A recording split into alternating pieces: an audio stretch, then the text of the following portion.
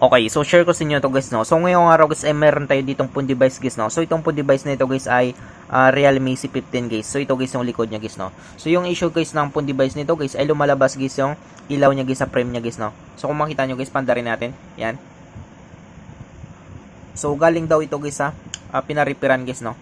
So ang problema dito guys ay lumalabas guys yung ilaw guys dito guys sa frame niya guys, no. At dito guys sa LCD niya guys. Yan. So siguro nga pagka ano nito guys, yun parang nagugust touch na siya ka. So paglagay guys siguro nito guys ng LCD guys sa frame niya guys ay hindi medyo nilinis guys, no, kaya nagkaganito guys. Yan. So umangat siya guys. So ngayon guys, try natin guys i-ano guys, no. Try natin guys i-reglow natin ito. Try natin guys kapag madala guys sa reglow guys, no. Kung hindi naman guys, meron naman tayo ditong extra guys na LCD guys, no, just in case guys. Yan. So simulan natin guys. So una natin gagawin dito guys ay i-off muna natin guys yung phone device nito guys. Yan. So power off natin. Sunod natin guys ay tanggalin natin guys yung SIM tray nya.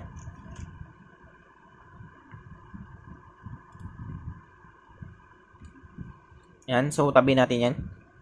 Sunod natin dito guys ay bubuksan natin ito guys, no. So dito guys, para mabuksan nyo guys, pwede kayo gumamit guys ng pang opening tools nyo guys, or pwede kayo gumamit guys ng kukunan nyo guys, no. Yan. So sa akin guys, kuko yung gagamitin ko. Papakita ko sa inyo guys kung paano natin guys bubuksan ito guys.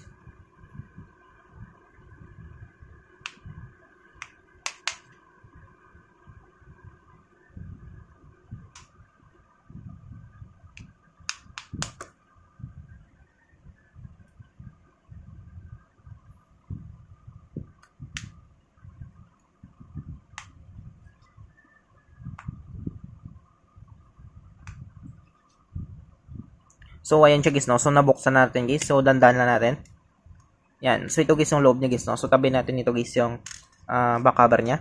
Sunod natin guys ay tanggalin natin guys lahat guys ng mga bolts niya guys, no. Para ma-access natin guys yung mga FPC connector niya guys sa loob.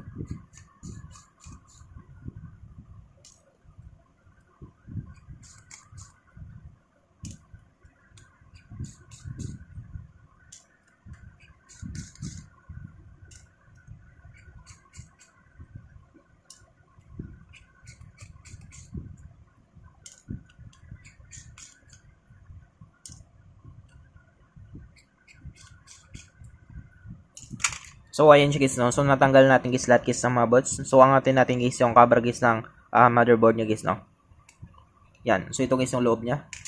Sunod natin dito guys, una natin gagawin dito, tanggalin natin guys yung FPC connector guys ng battery niya, or yung flexible printed circuit nito guys. Dito guys sa terminal niya, tanggalin natin to. Yan. So natanggal natin. Sunod natin guys ay hilain natin guys yung green ito.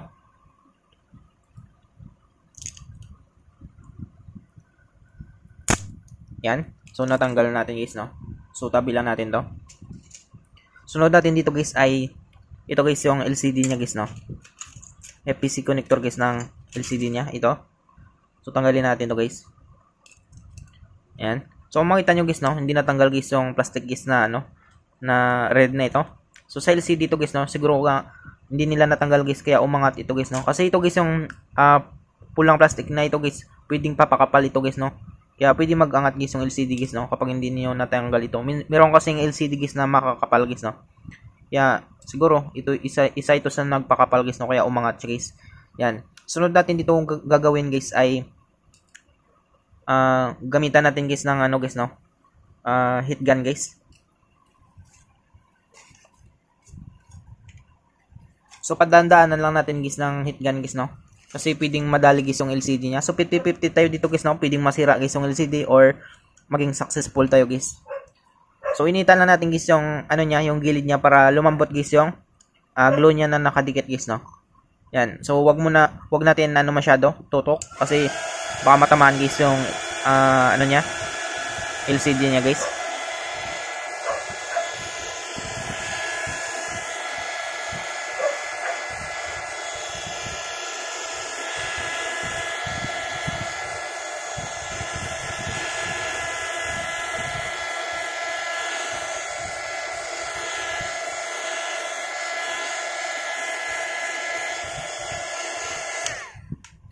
Yan.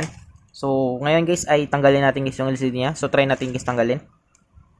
So 50-50 tayo dito guys, no? Pwedeng ma-damage or pwede tayo maging successful guys.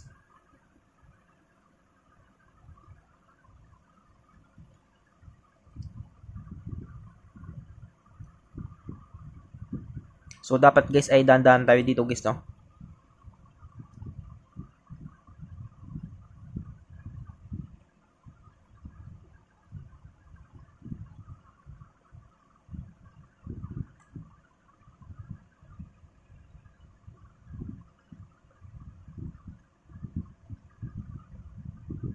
So kapakapain lang natin dito guys yung sa gilid guys na glow guys, no? Yan lang guys yung tanggalin natin guys.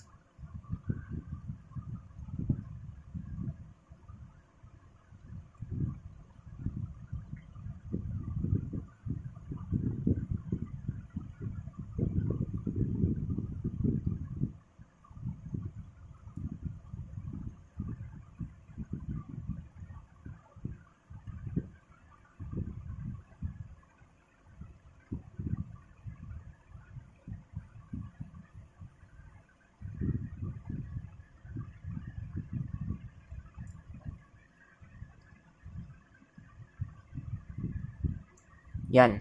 So ngayon guys ay try natin guys tanggalin guys, no?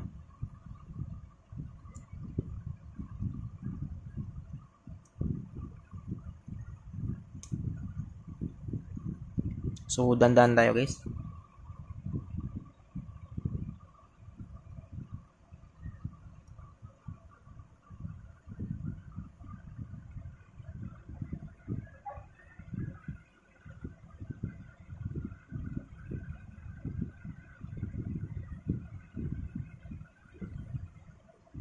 So ayan siya guys, no? So diretso na natin guys pababa guys, no?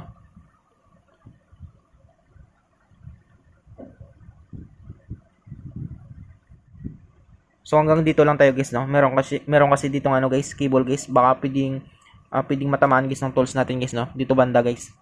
Yan. So dito naman tayo guys sa kabila.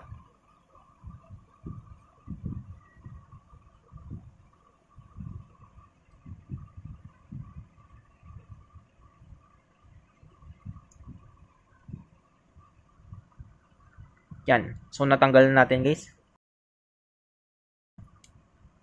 Yan. So kung makita niyo guys, no? Bumuka na siya guys. So tanggalin muna natin ito guys yung ano niya, fingerprint sensor guys. Yung IPC connector guys ng fingerprint sensor. Yan. Kabila natin yan. So try natin guys, no? So meron siya nakakapit guys sa baba guys, no?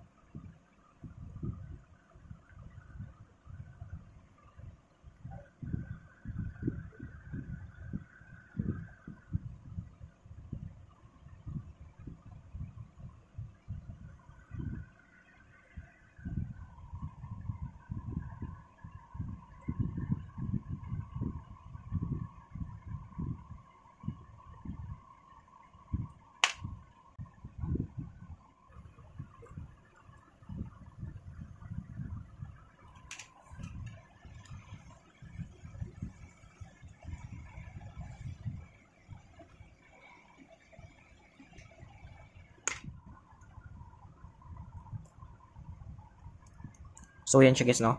So natanggal natin guys. So ito guys yung LCD niya guys, no? So ang problema lang dito guys ay hindi natanggal guys yung sticker nito guys, no? So dapat tinanggal ito guys. Ito. Pampakapal kasi ito guys, no? Tapos ito hindi na idikit. So grabing dami guys ng glue na nilagay dito. So sunod natin dito guys ay linisin natin ito guys, no? So wala tang nilinis guys bago ilagay guys yung LCD guys, no? Kaya umangat siya guys. So linisin na lang natin guys.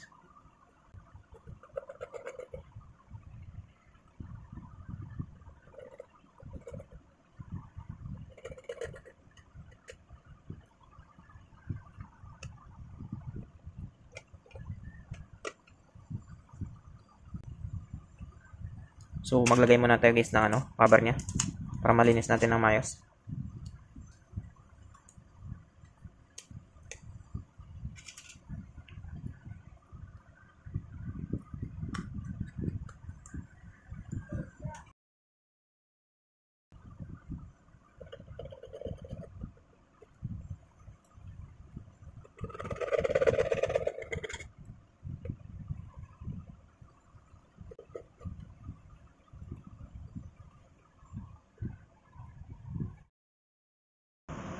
So ayun siya guys, no. So malinis na ito guys. So i-finishing na lang natin guys. So dito pala guys ay palitan na lang daw ito guys ng bagong LCD guys, no. Nag-decide guys yung owner guys na palitan na lang guys ng LCD guys. Kasi minsan daw guys ay merong time guys na nagugustuhan siya guys, no. Kaya nag-decide na lang guys yung owner na palitan guys ng LCD guys, no. Kasi matagal naman siya guys bago makababa dito guys sa bayan guys, no. Kaya para sure daw guys ay palitan na lang natin guys ng bagong LCD guys. So ito guys yung LCD niya na natanggal natin. So ito guys yung minsan daw guys ay ghost touch, pero okay pa naman guys yung display nito guys. So para sure na lang guys ay papalitan na lang natin guys ng bagong LCD guys, no. So ito guys, try natin guys, no. So magkaiba lang sila guys ng tatak guys, no. Yan. So may gold ito. So quality tested, ito wala. Yan. So ito guys yung umaangat guys na LCD. So ito guys yung bago guys, no. So try natin guys kapag mag-angat. So try natin isukat natin.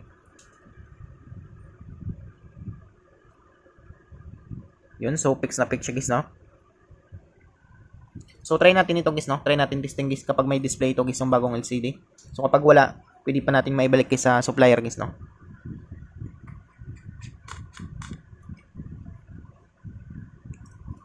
So lagay natin guys yung battery niya. Tapos salpak natin guys yung bagong LCD. So try muna niyo guys, no, bago niyo guys ikabit guys yung mga bagong LCD niyo. Just in case guys na merong damage ay pwede pa niyo maibalik guys, no. Yan.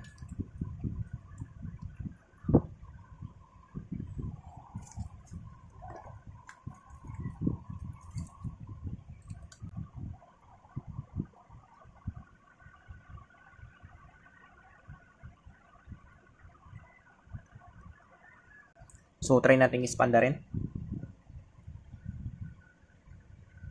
Yan. So nag-display siya guys, no. So antayin lang natin.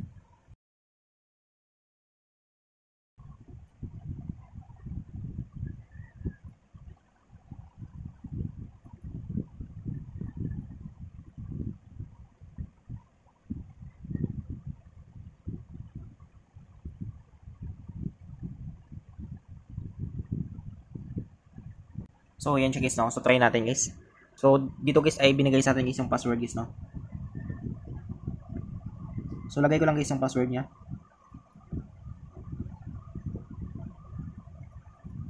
Yan. So try natin guys kapag okay guys, no.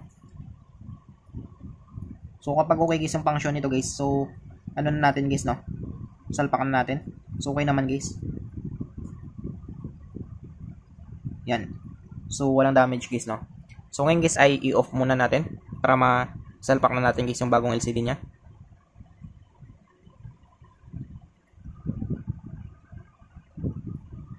Yan, tapos tanggalin natin guys yung FPC connector guys ng battery niya.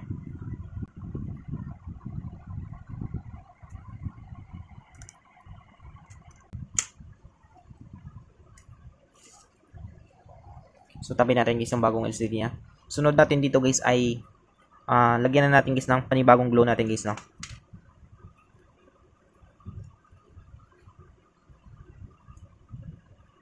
So sa paglagay dito guys ng glue guys dito sa frame ay dapat tamang-tama lang guys, no, para fix guys yung LCD guys dito guys sa frame niya guys, no. So simula tayo dito guys sa taas.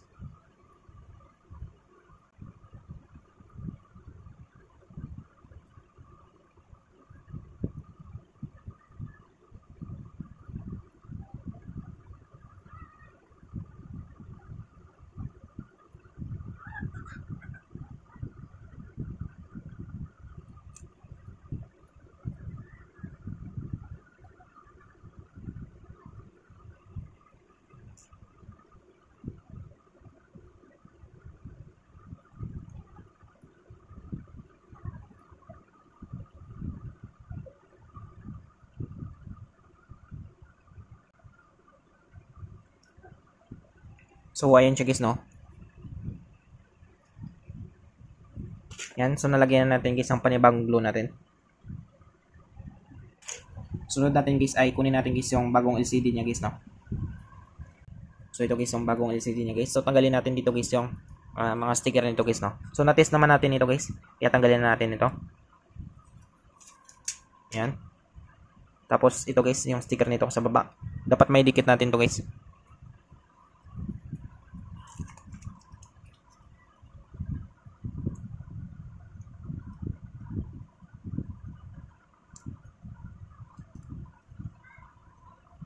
Okay ito guys, no?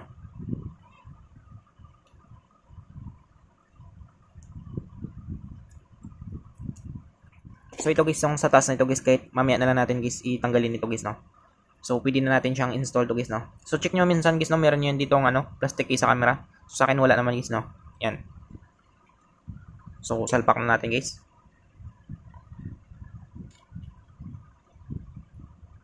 So bago natin salpak guys, dikit muna natin to. So bago natin salpak guys, no? Dikit muna natin to guys.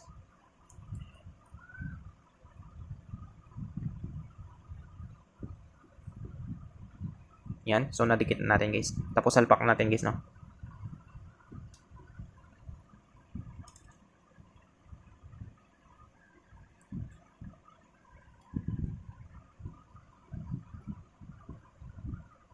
So ayan siya guys, no? Fix na fix siya guys.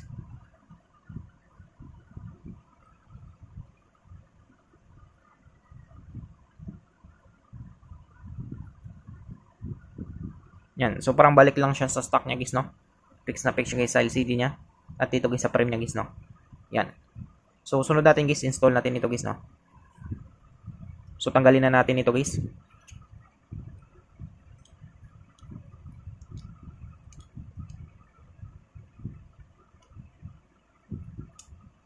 Yan. Tapos install natin.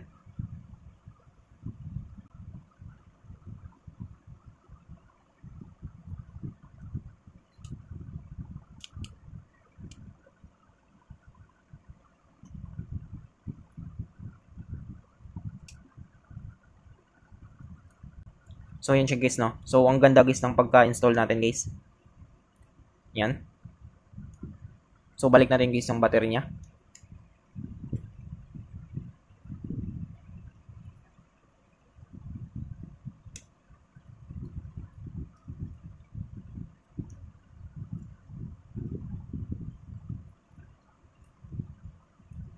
Sunod natin guys, balik natin guys yung fingerprint sensor niya guys, no? Tapos balik natin guys yung cover guys ng motherboard niya.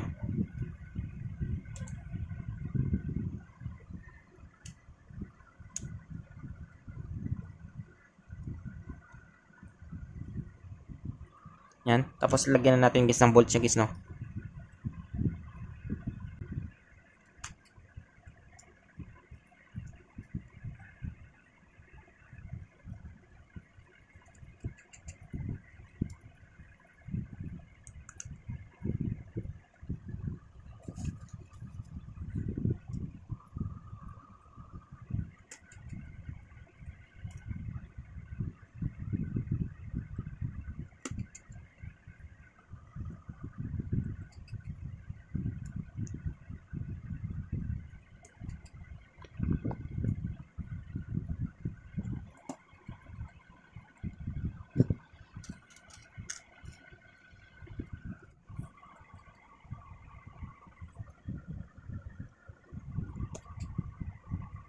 So yun siya guys, no? Tapos balik natin guys yung back cover niya guys.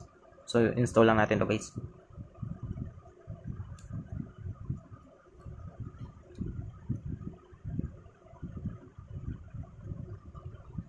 Yan, tapos balik na natin.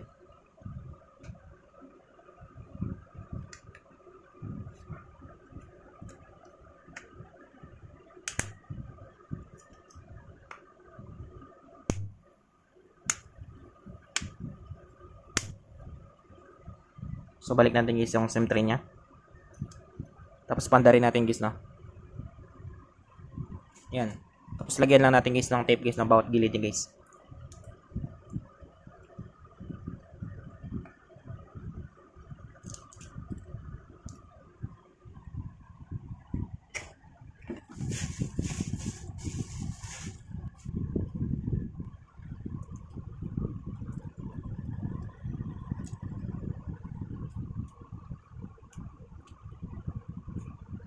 So try natin guys, no?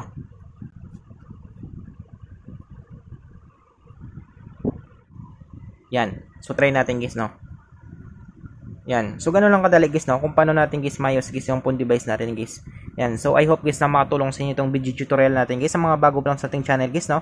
Huwag natin guys kalimutan guys i-click guys yung subscribe at yung notification bell button para ma-update ko kayo guys sa susunod natin guys na video tutorial. Thank you guys and God bless sa lahat. So, lagyan na lang niyo dito guys ng mga scotch tape guys, no? Dito guys sa gilid niyo guys pang suporta. So, mga 5 hours pwede na yung tanggalin guys.